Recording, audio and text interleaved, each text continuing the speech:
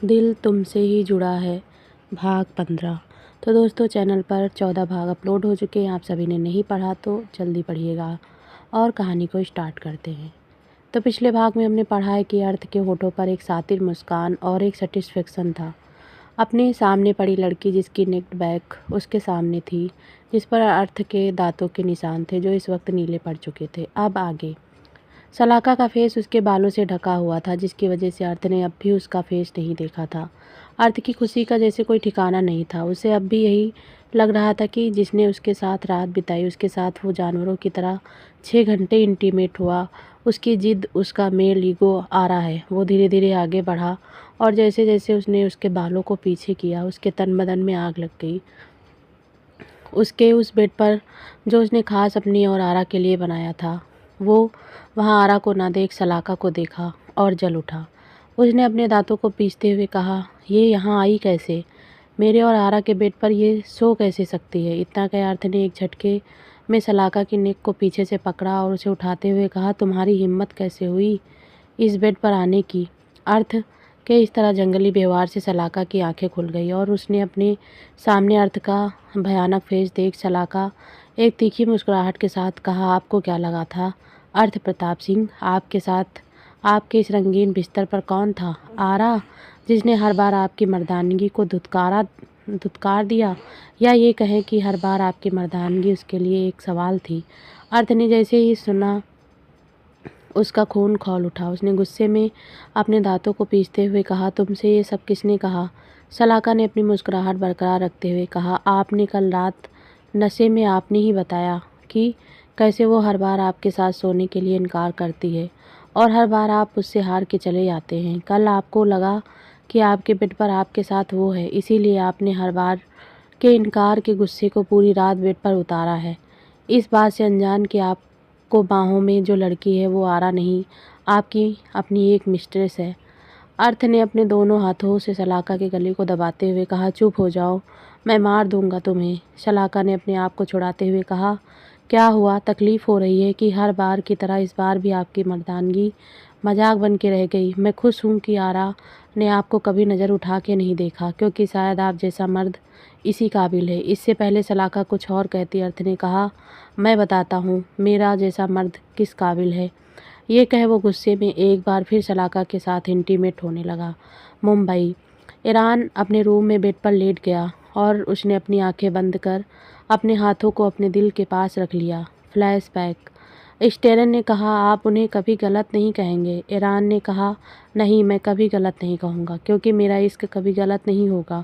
स्टेरन ने कहा, लगता है आपका इश्क और आरा की जुनूनियत प्यार का एक अलग एहसास लिखेंगी। ईरान ने मुस्कुराते हुए कहा, आप नहीं समझेंगे क्योंकि आपने कभी किसी से इश्क नहीं किया। ईरान के इतने कहते ही स्टेरन ने हल्का सा स्माइल करते हुए कहा, इश्क, और कार का डोर ओपन करते हुए कहा, अगर आपने इश्क की ड्यूटी कर ली हो तो ऑफिस चलें। स्टेरन की बात सुन ईरान हल्का सा मुस्कुरा उठा। ईरान को मुस्कुराते हुए देख स्टेरन ने एक जोर का ब्रेक लगा कार रोक दी, जिससे ईरान एक झटके में आ लगा। ईरान ने गुस्से में कहा, पागल हो तुम? कॉलेज। आरा कॉलेज से बाहर आ रही थी कि अचानक एक बच्चे ने उसे एक बार फिर एक लिफाफा दिया और कहा, गुड वर्क दीदी, और वहाँ से भाग गया। आरा को जैसे ही वो लिफाफा मिला, आरा उस लिफाफे को घूरने लगी। तभी उसे उस लिफाफे में वही निशान दिखा जो इससे पहले वाले पर था। आरा ने जल्दी से लिफाफा खोला तो उसमें आरा के लिए एक लेटर और गुलाब की पंखुड़ी के कुछ टुकड़े रखे हुए थे, जिसे देख आरा ने लेटर पढ़ना स्टार्ट किया। आरा, आपका इस तरह बेबाक होना मुझे पसंद आया। आपकी बेबाकी ने मेरा दिल जीत लिया है। ये गुलाब की पंखुड़ियाँ आपकी बेबाकी के लिए, हमेशा ऐसे ही रहना। आपका अपना स्ट्रेंजर। न जाने उस लेटर को पढ़ आरा के होठों पर मुस्कान क्यों तैर गई। आरा के हिलते होठ देख दूर पेड़ के नीचे खड़ा एक आदमी, जिसके सिर पर हेट और आंखों में गोगल लगे हुए थे, उसने मुस्कुराते हुए कहा, आपकी इसी मुस्कुराहट के लिए मैं कुछ भी कर गुजरने को तैयार हूँ। मैं जानता हूँ आप एक जलती हुई चिंगारी हैं जिसे सिर्फ हवा देने की ज़रूरत थी। मैं हमेशा आपके साथ खड़ा रहूँगा। आपका अपना स्ट्रेंजर। इतना कह वो एक अजीब तरह की सीटी बजाते हुए वहाँ से निकल गया। आरा ने अपनी मुस्कुराहट को कंट्रोल कर लेटर को अपने बैग में रख लिया और अपने आप से कहा, कौन है ये जो मुझे इस तरह से लेटर भेज रहा है और क्यों? आरा अपने ख्यालों और सवालों में खोई हुई थी कि तभी अचानक से उसके सामने ईरान आकर खड़ा हो गया, जिससे आरा एकदम से सहम गई। इससे पहले आरा कुछ कहती ईरान ने उसे अपनी बाहों में उठाते हुए कहा, लंच एंड मेडिसिन का वक्त हो गया है। आरा की आवाज़ उसके गले में अटक गई। ईरान उसे अपनी कार में बिठाते हुए कहा, बटन को प्रेस किया। बटन प्रेस होते ही कार की सीट बेड में कन्वर्ट हो गई। आरा आराम से उस सीट पर लेट गई। ईरान ने कहा, मैंने कॉलेज आने की परमिशन दी है, यहाँ आकर ये सब करने की नहीं। इससे पहले ईरान कुछ और कहता, आरा ने कहा, आप होते कौन है मुझे परमिशन देने वाले? मेरी लाइफ है, मैं जो चाहूँगी वही करूँगी। अगर किसी ने भी मेरे डैड के बारे में बकवास की और तो मैं उसे ऐसे ही सजा दूँगी। और आप, अगर आपको मुझे डाँटना ही था तो मुझे उससे बचाया क्यों? चुपचाप बैठ के औरों की तरह तमाशा देखते। आप भी मुझ पर एलिगेशन लगाते। क्यों बचाया आपने मुझे? ताकि आप मुझे सुना सकें कि ये गलत है, इसीलिए आपने ऐसा किया? आरा कंटिन्यू बोले जा रही थी, जिसकी वजह से ईरान की नज़र इस वक्त आरा के हिलते होंठ पर थी।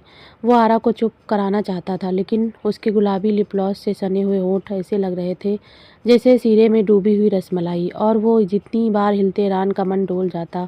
उसे कुछ भी सुनाई नहीं दे रहा था। उसका दिल और दिमाग तो बस आरा के होठों पर आकर टिक गया था। आरा एक पल भी खामोश नहीं हो रही थी, और अचानक से आरा एकदम से शांत हो गई और उसकी आंखें इतनी बड़ी हो गईं कि उसकी आंखों की पतली नसें भी हल्का-हल्का उभर गईं, क्योंकि ईरान की बॉडी पूरी तरह आरा के ऊपर थी और ईरान के होठ आरा के होठों पर थे। ये सब इतना अचानक हुआ कि आरा को समझ ही नहीं आया कि ये क्या हुआ। आरा एकदम से फ्रीज हो गई। वो ज़रा-सा भी मूव नहीं कर रही थी। ईरान ने उसके ऊपर और लोअर लिप को अपने दाँतों के बीच दबा शक करते हुए दूर हो गया और कार की सीट से टेक लगाते हुए उसे देखने लगा। वो भी शॉक में थी कि उसने अभी-अभी क्या किया, लेकिन दूसरे ही पल उसके गालों पर एक ज़ोर का थप्पड़ पड़ा और वो होश में आ गया। और जैसे ही उसने अपने सामने देखा, आरा उसे अपनी लाल अंगारों वाली आंखों से देख रही थी, जैसे वो उसे कच्चा खा जाएगी। ईरान ने एक झटके में अपना सिर झुका लिया और कहा, आई एम सॉरी, मैं ऐसा नहीं करना चाहता था, लेकिन तुम्हारे ये पंखुड़ी से होंठ मुझे ऐसा करने पर मजबूर कर दिया। मुझे जितना चाहे मार लो। आई नो मुझसे बहुत बड़ी गलती हुई है, लेकिन मैं आपको कभी गलत नहीं कह रहा। मैं जानता हूँ आप सही हैं। आपने जो भी उस लड़के के साथ किया बिल्कुल सही था, लेकिन आरा, मैं आपको खोना नहीं चाहता। अगर उसने आपको हार्म किया होता तो अगर वो आपके साथ इतना कहे। ईरान खामोश हो अपनी नज़र झुका ली। आरा ने कहा, मैं कमज़ोर नहीं हूँ, और आप कब तक मुझे ऐसे बचाते रहेंगे? आखिर कब तक मेरा ख्याल ऐसे रखेंगे? कब तक मेरे लिए लोगों से लड़ते रहेंगे? ईरान ने जैसे ही आरा के सवाल सुना, ईरान ने अपनी नज़रें उठा आरा को देखते हुए कहा, जब तक मेरी सांसें चल रही हैं, जब तक मेरा ये दिल धड़क रहा है, मैं आपका ख्याल रखूँगा, आपको डिफेंड करूँगा और आपके साथ रहूँगा, क्योंकि मुझे आपसे बेपनाह मोहब्बत है। मैं आपसे दूर रहने का अब नहीं सोच सकता। मैं आपको अकेला नहीं छोड़ सकता। प्लीज़ बस एक बार मुझे मिस्टर मल्होत्रा नहीं, बस ईरान की तरह देखो। दूर खड़ा एलन ईरान की कार को घूर रहा था और उसने अपनी मुट्ठी कसते हुए कहा, आखिर आरा और ईरान के बीच क्या चल रहा है? आरा ईरान की कार में क्यों है और दोनों एक दूसरे के इतने करीब क्यों हैं? ये सब सोच सोच एलन के सिर दर्द से फटा जा रहा था। तभी किसी ने एलन के शोल्डर पर हाथ रखते हुए कहा, मेरे ब्रो की कार को ऐसे क्यों घूर रहे हो? ये कहते हुए एली की नज़र जैसे ही कार पर गई, उसने शौक होते हुए कहा, आरा और भाई। इससे पहले एली कुछ और कहती, तभी उसका फ़ोन रिंग हुआ और एली फ़ोन पिक करते हुए वहाँ से चली गई। एलन और दोनों को इतने करीब देख गुस्से में कहा, आखिर ईरान और आरा के बीच चल क्या रहा है कार में?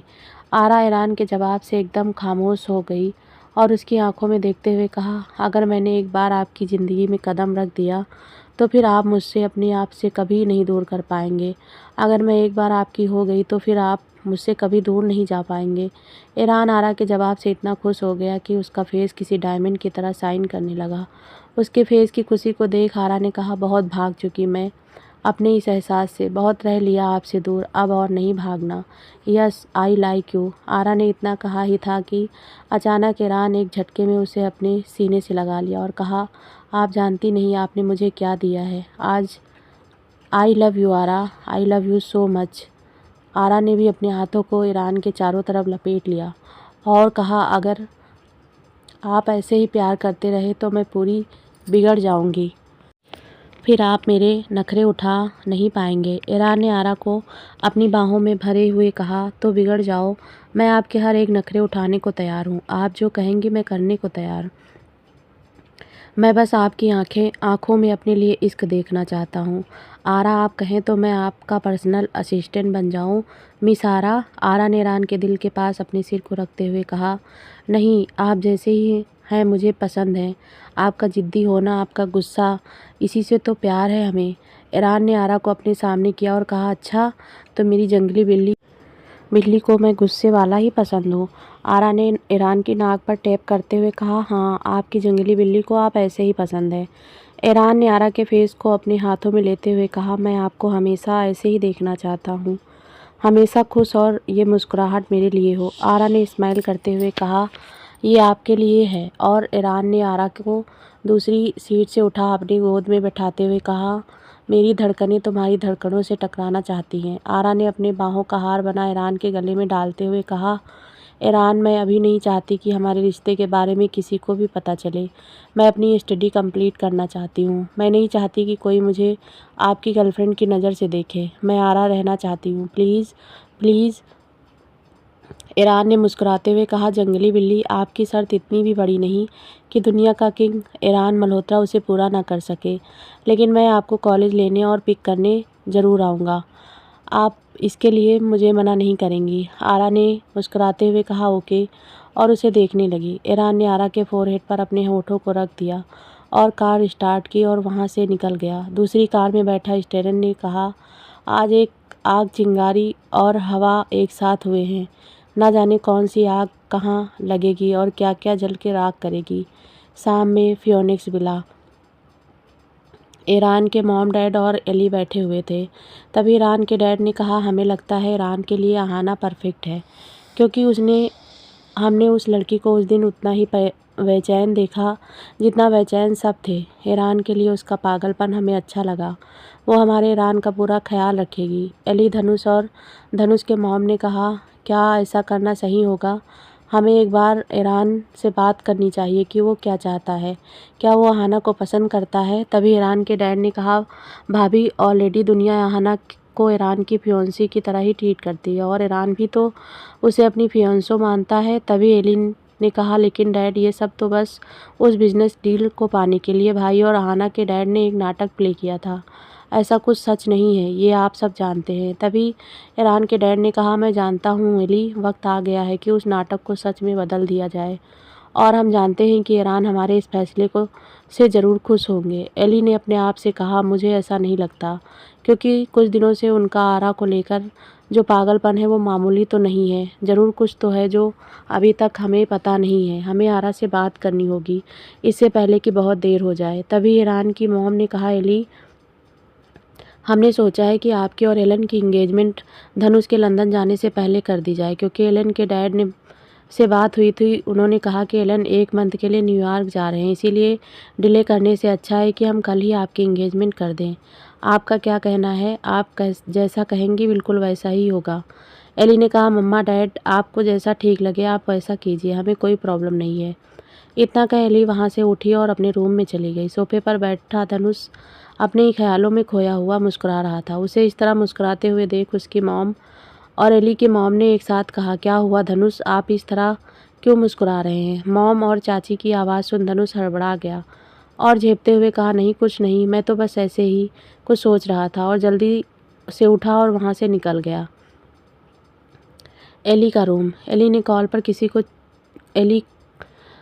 किसी को चीख रही थी, आप न्यूयॉर्क जा रहे हैं, आपने हमें बताना ज़रूरी भी नहीं समझा। आपने हमें समझ क्या रखा है? आप हमसे प्यार करते भी हैं या नहीं? हम कुछ नहीं सुनना चाहते। आप अभी इसी वक्त बिला आ रहे हैं, हम कुछ नहीं जानते, आपको आना ही होगा। इतना कहे उसने गुस्से में कॉल डिस्कनेक्ट कर दी और अपने फ़ोन को बेड पर पटकते हुए कहा, देखते हैं हम आज आप अपने आप को कैसे कंट्रोल करते हैं।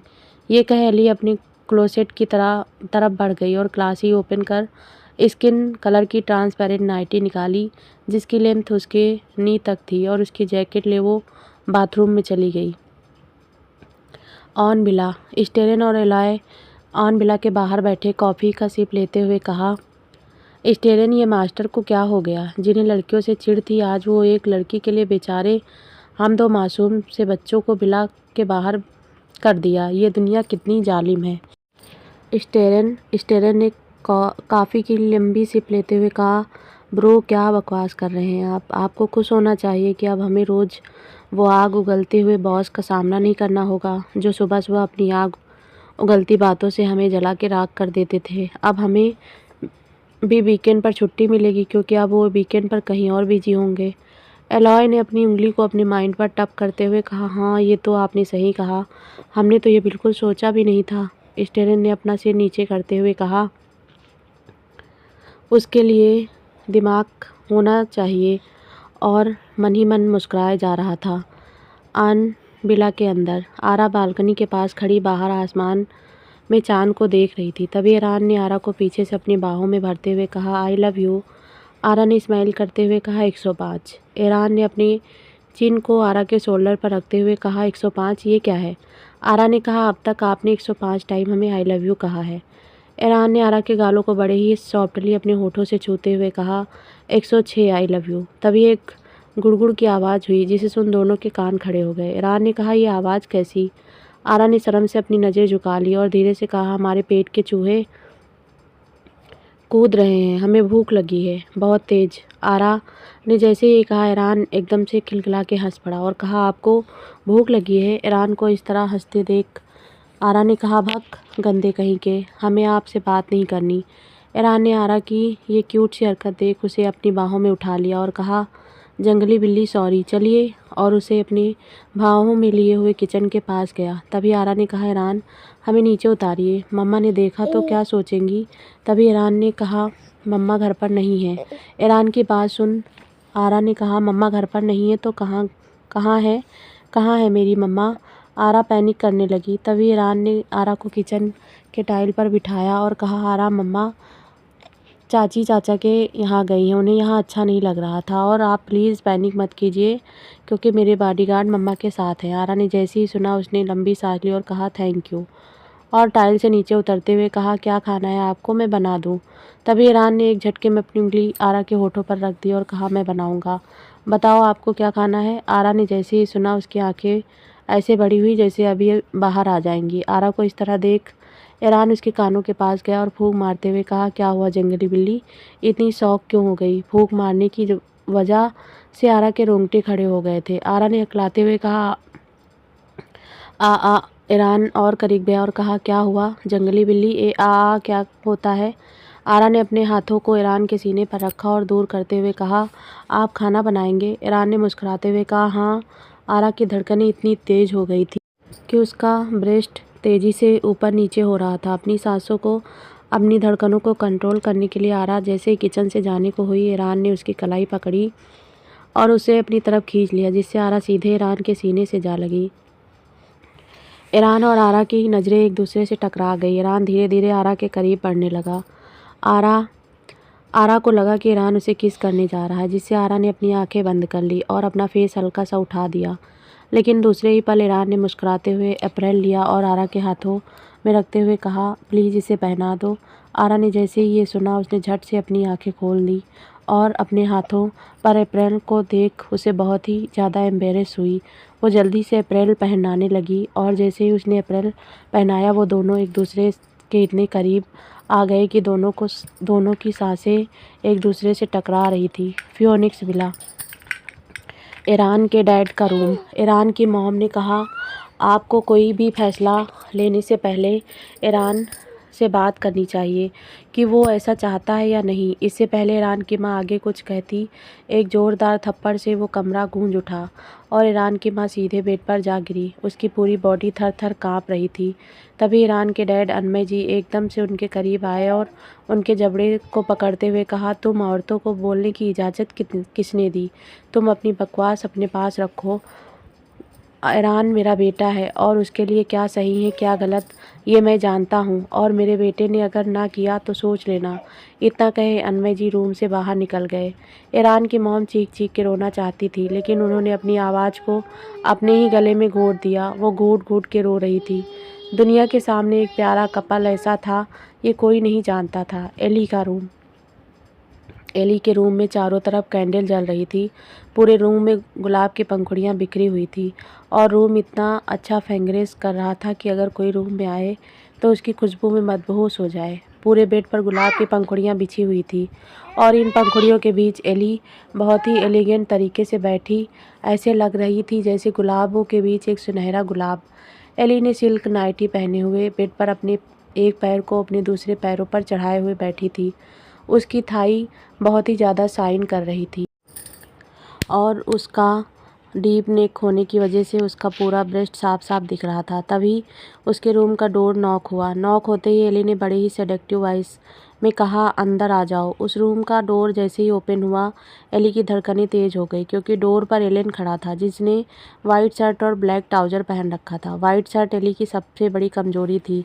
एली एलन को इस तरह देखती रह गई, लेकिन डोर पर खड़ा एलन जैसे ही एली को इस तरह देखा, उसका तो गला सूख गया। उसकी धड़कनें बहुत ही ज़्यादा तेज़ चलने लगी। एलन ने लंबी सांस ली और जैसे ही रूम से बाहर जाने को हुआ, एली ने पीछे से आवाज़ दी। एली की आवाज़ से एलन के कदम रुक गए। वो बढ़ ही नहीं पाए। एली बेड से उठी और एक झटके में एलन को पीछे से बाहों में भर लिया और अपने हाथों को एलन के चेस्ट पर लपेट लिया। एली के इतने करीब होने से एलन की बॉडी में एक अजीब सी हलचल हो रही थी। उसकी बॉडी बहुत ही ज़्यादा कंपन कर रही थी। वो कंट्रोल करने की कोशिश कर रहा था, लेकिन उसकी बॉडी उसका साथ नहीं दे रही थी। एलन का इस तरह खामोश रहना एली को अच्छा नहीं लग रहा था। एली ने एलन को अपने सामने किया और उसे देखते हुए कहा, I need you, I want you.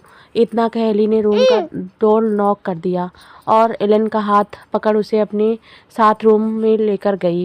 Room का माहौल बेहद रोमांटिक था और रूम में जो फ्रेग्रेंस थी उसकी खुशबू बहुत ही ज़्यादा अमेजिंग थी। ऐसा लग रहा था जैसे वो अंदर के डिजायर को और बढ़ा रही, अंदर जल रही आग को हवा दे रही हो। एलन खामोशी से पूरे रूम को देख रहा था। रूम बहुत ही ज़्यादा खूबसूरत लग रहा था।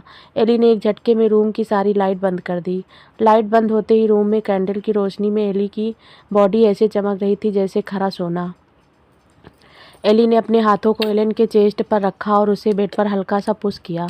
एलन सीधे बेड पर जा गिरा। एलन के बेड पर गिरते ही एली उसके ऊपर चढ़ के बैठ गई और कहा, मुझसे दूर जाना चाहते हो तो जाओ, जाके दिखाओ, मैं भी देखूं मुझसे कितना दूर जा सकते हो। लेकिन एलन की तो जैसे आवाज़ ही गायब हो गई थी। वो बस एकटक एली को देख रहा था। एली ने एक सेडक्टिव स्माइल के साथ झुकी और अपने होठों को एलन के होठों पर रख दिया और उसे किस करने लगी। एलन जो अपने आप पर कब से कंट्रोल पाने की कोशिश में लगा था, एली के इतने करीब आने से और एली की बॉडी से आ रही भीनी भीनी खुशबू की वजह से उसका अपना खुद का कंट्रोल टूट गया। एलन ने एक झटके में एली के लोअर लिप को अपने दांतों से बीच दबा दिया और उसे किसी प्यासे की तरह सक करने लगा। एलन ने जैसे ही ये किया, एली को एक सेटिस्फेक्शन मिल गया। एली ने अपने हाथों को एलन के बालों में डाल उसके बालों में अपने हाथों को फेरने लगी। एली की मूवमेंट से एलन और भी ज़्यादा एक्साइटेड हो रहा था। एलन ने एक झटके में एली को अपने नीचे कर दिया और अपनी बॉडी को उसकी बॉडी पर प्रेस करने लगा। उसकी किस वाइल्ड होते जा रही थी, लेकिन एली आज बहुत ज़्यादा खुश हो रही थी। एली ने एलन के बालों को कस के अपनी मुट्ठी में कस लिया। वो एलन को अपनी मूवमेंट से पागल करना चाहती थी। आन बिला, ईरान और आरा की सांसें एक दूसरे से टकरा रही थी। दोनों खामोशी से एक दूसरे को देख रहे थे, लेकिन उनकी निगाहें एक दूसरे से बातें कर रही थी। दोनों एक दूसरे को ऐसे देख रहे थे जैसे जन्मों से देखा ना हो एक दूसरे को। और दूसरे ही पल ईरान ने आरा के बालों के साथ आरा की नेक को पीछे से पकड़ा और उसे एकदम से अपने होठों के करीब लेकर आया और दूसरे ही पल अपने होठों को उसके होठों पर रख दिया और उसे किस करने लगा। आरा ने भी अपने हाथों को ईरान के चेस्ट के चारों तरफ लपेट लिया। ईरान आरा के अपर लिप्स को इतना सॉफ्टली किस कर रहा था जैसे कोई गुलाब का फूल हो। आरा के होठों को टेस्ट ईरान को बहुत ही ज़्यादा पागल कर रहा था। ईरान ने आरा के कमर पर हाथ रखा, उसे हवा में उठा लिया, लेकिन उसने आरा के होठों को नहीं छोड़ा और वो आरा को किचन के टाइल पर बिठा उसके लोअर लिप्स और अपर लिप्स को कंटिन्यू शक कर रहा था। वो आरा को किस करने में इतना खो गया था कि हाल में रखे उसकी जैकेट में रखा उसका फ़ोन रिंग कर रहा था, लेकिन उसे सुनाई नहीं दिया। तभी दूसरे पल स्टेरन अपने हाथों में फ़ोन लिया भागा भागा जैसे ही आया और आरा और ईरान को देख उसने अचानक से कहा, मास्टर। लेकिन दूसरे ही पल वो झट से मुड़ते हुए कहा, ओह गॉड, बन गया मैं कबाब में हड्डी। आरा हड़बड़ाहट में ईरान से दूर हुई और सीधे उसके सीने में लग गई, अपने सिर को उसके सीने में छुपा लिया। ईरान ने स्टेरन को देखते हुए कहा, आपको अंदर आने की इजाज़त दी किसने? हाँ, आप अंदर किसकी परमिशन से आए हैं? स्टेरन ने डरते हुए कहा, मास्टर, आपके लिए कॉल था। वो कब से आपको कॉल कर रहे हैं, लेकिन आपने अपना कॉल पिक ही नहीं किया, इसीलिए उन्होंने हमें कॉल किया है। ईरान ने आरा को अपनी बाहों में छुपाते हुए कहा, आप हैंडल कीजिए, हम अभी आते हैं। स्टेरन वहाँ से ऐसे भागा जैसे कोई चोर हो और ईरान कोई पुलिस। आरा अभी अपने सिर को ईरान के सीने में छुपाए हुए थी। ईरान ने आरा के फेस को अपने हाथों में लेते हुए कहा, हाय, आपका इस तरह ब्लश करना हमें किसी दिन मार डालेगा। ईरान ने इतना कहा था कि आरा ने अपनी उंगली को ईरान के होठों पर रख दिया और कहा, बकवास करना ज़रूरी है क्या? ईरान आरा की नशीली आंखों में देखते हुए कहा, पता है, आपकी इन आँखों में डूब जाने का मन करता है, और उसके फोrehead पर बहुत ही प्यार से अपने होठों को रख दिया और चूमते हुए कहा, मेरी दुनिया है अब आप, मैं अपनी दुनिया को खुश रखने के लिए कुछ भी करूँगा। ईरान आरा को देखते हुए टाइल से नीचे उतरा और कहा, आप यहीं रुकिए, मैं अभी आया, प्रॉमिस। आरा ने हल्की सी स्माइल की और ईरान बाहर चला गया। आन बिला के गार्डन में ईरान ने स्टेरन को घूरते हुए कहा, मज़ा आया मिस्टर राइट हैंड, इतना स्पेशल मोमेंट देखने को मिला आपको? स्टेरन ने सर झुकाते हुए कहा, मुझे माफ़ कर दीजिए मास्टर, मुझसे गलती हो गई। ईरान ने अपनी कोल्ड वॉइस में कहा, कौन सी इमरजेंसी थी कि आप हमारा वेट नहीं कर सके? तभी स्टेरन ने कहा, अर्जुन रेड्डी सुबह से 50 कॉल कर चुके हैं, उन्होंने मीटिंग पोस्टपोन करके कल रात की रखी है, इसीलिए आपको जल्द से जल्द पेरिस के लिए निकलना होगा। स्टेरन की बात सुन ईरान ने कहा, लेकिन अर्जुन रेड्डी का अचानक से मीटिंग पोस्टपोन करना कुछ वियर्ड नहीं है? नो मास्टर, मैंने बहुत सोचा, बट हमें उनके लिए वहाँ जाना होगा। ईरान ने लंबी सांस लेते हुए कहा, ठीक है, जेट तैयार करिए, हम अभी कुछ टाइम में निकल रहे हैं। तभी स्टेरन ने कहा, मास्टर, अर्जुन रेड्डी से मिलने जाना अपने जेट से नहीं, अकॉर्डिंग सोर्सेज अर्जुन रेड्डी के आदमी आपका एयरपोर्ट पर वेट करेंगे। अर्जुन रेड्डी को शो ऑफ बिल्कुल पसंद नहीं, इसीलिए आपको पब्लिक प्लेन से ही जाना होगा। ईरान इससे पहले कुछ कहता अंदर से चीखने की आवाज़ आई। चीख सुन ईरान तेज़ी से पलटा और वहाँ से किसी तूफान की तरह अंदर भागा। फियोनिक्स विला। एलन और एली एक दूसरे को किस करने में इतने डूब गए थे कि उन्हें एक पल भी ये एहसास नहीं हुआ कि कोई है जो उन्हें बहुत ध्यान से देख रहा था। दोनों बस हर एक मोमेंट को एंजॉय कर रहे थे। तो दोस्तों, ये पार्ट यहीं समाप्त होता है और नेक्स्ट पार्ट जल्दी चैनल पर अपलोड होगा। दोस्तों, इस वीडियो में वॉइस ओवर करने में मेरा बच्चा उठ गया था, इसलिए थोड़ा सा उसकी आवाज़ बीच बीच में आई होगी, तो प्लीज़ उसको इग्नोर करिएगा और स्टोरी को पूरा रीड कीजिएगा। तो दोस्तों, ऐसे ही हमारे चैनल पर बने रहिएगा और वीडियो को लाइक